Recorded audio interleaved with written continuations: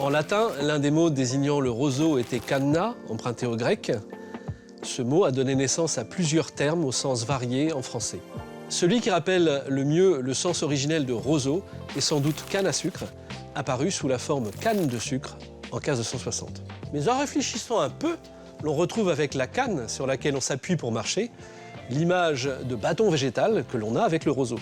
Cet emploi est connu depuis 1596.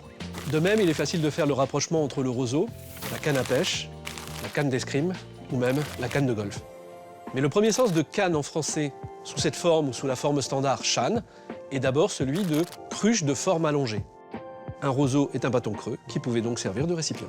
Le français a perdu cet emploi au XVe siècle, mais il s'est maintenu dans les dialectes de l'Ouest, du Nord-Ouest, de la Bourgogne ou du franco-provençal.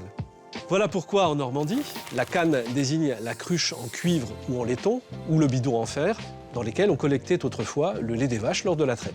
Le mot a pu désigner le bidon en aluminium, plus moderne, qui l'a remplacé.